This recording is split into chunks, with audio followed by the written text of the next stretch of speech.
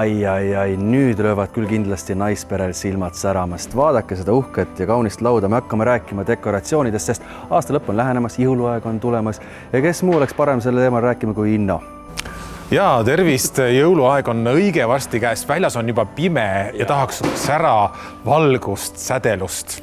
Ja ka milline see sära ja valgus, see kõik peab olema, et sa hoiad ühte väga kaunist kuulikest käes, et saan aru, et see on siis selle hooaja üks kaunis värv. Me Hortesesse sellel aastal oleme seadnud sellist 4 toredat trendikat teemat, mida võiks siis koduses kujunduses arvestada.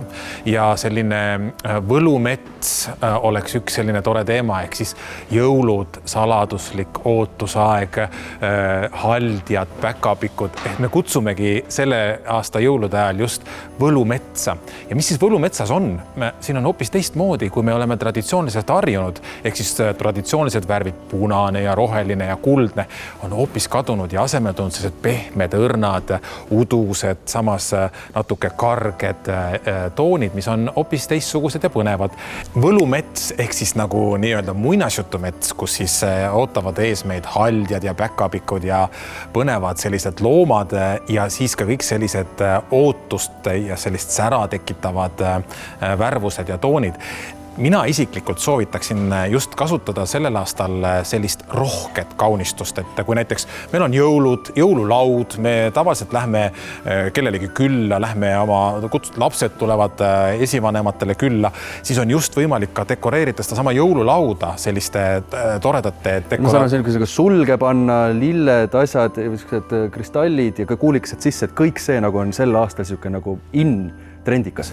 Just, ehk siis selline väga ilus roheline, selle juurde tuleb valge, mis on puhtus, väga särtsakas, natuke roosat, siis selline härmatises härmatunud lillakas toon on hästi trendikas, sellised minu meelest väga uudsed toonid, ehk siis kui meil on nagu vanad kuulid, vanad ehted, vanad kaunistused. Ja see aasta jäävad kappi sinna kasti kuskile. Ja, just. Et teeks see aasta natukene teistmoodi, kas pole mitte ilus on ju? Et tõesti.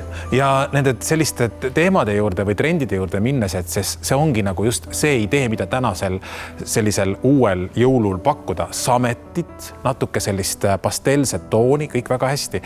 Üks põnev teema veel, mida ma siia metsateema juurde tahaks öelda, mägionn on teine teema, ehk siis selline natuke karge, kui me oleme metsas käinud matkal suusatamas, loodame, et lumi ikka tuleb. Paks lumi selline. Ja siis satume kuskile sellise toredasse mägionni, kus on pehme, kus on pehmed loomad, kus on vliisid, kus on tekid, kus on padjad ja kus on siis sellised natuke tumedamad, aga saladuslikud toonid just sisse võetud. Et seda tegelikult saaks tulla just siia Hortesesse meie võlumetsa vaatama. Ja võlumetsaga selles, et on, ma saan aru, et siin on tegelikult see asi nagu natukene jagatud ka 4 temaatika järgi on ju. Et siis käia siit läbi, leida igaüks endale nagu oma ja miks mitte kombineerida neid on ju?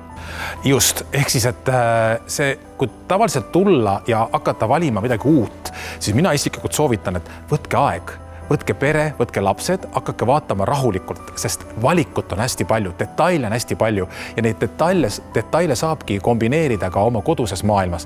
Meil on teemadeks tõesti, ma ütlesin juba 2 teemat ära mainitud, aga siis sinna juurde veel kindlasti ka selline loodusteema, karge loodus ja ka ikka traditsiooniline jõul, ehk siis see on punane, roheline ja kuldne toon. Et see ei ole kuskile selles mõttes, et kadunud kallid televad, ärge nüüd seda kartke, aga lihtsalt nii mina kui ka Inno tegelikult soovitame, et minna see aasta natuke võib-olla teistmoodi teed, on ju proovida, katsetada ja võib-olla tõesti jätta see aasta võib-olla need klassikest punast kuulid võib-olla karpi ja panna midagi sellist pastelset ja sellist. Ja tegelikult on veel üks selline idee, et võib-olla need vanad kuulid, nendest võiks teha mõned jõulupärjad, liimida nad kokku sealt vanadest karpidest ja panna ukse peale, kodu ukse peale või siis laua peale, kus on küünlad ja siis kõik muu dekoratsioon, kaunistused, kaunid loomad, on need karvased, pehmed loomad, sellist hubasust ja mõnusast tekitavad, tuua just välja just sellel talvel, sellel jõulul. Ja just, et ka mitte hoida ennast tagasi sellise laua katmisega, et võib julgelt panna, nagu siin on tegelikult ega polegi tegelikult rohkem ruumi vaja, taldrikud on olemas, ütleme istuda saaks,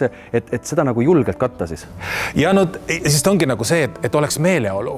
Kuidas me selle meeleolu muidu saame, kui meil ei ole nagu värvuseid, kui meil ei ole detaile, kui meil ei ole mingeid põnevaid esemeid ja kui tulevad külased ja siis istuvad lauda siia, siis on selline vägev, tore, nagu külluslik, tore aeg.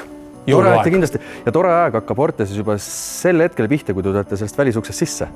Ja ehk siis meie kujundajad on hästi tublilt toimetanud, et me oleme pannud sinna juba sellise nagu jõulu sellise muinasjutu metsa sisenevad väravad, et te tulete nagu kohe metsa sisse ja tasub tulla kogu perega ja jõuluajal nautima ja ise proovima ja katsetama, sest valikud ja võimalusi on päris palju.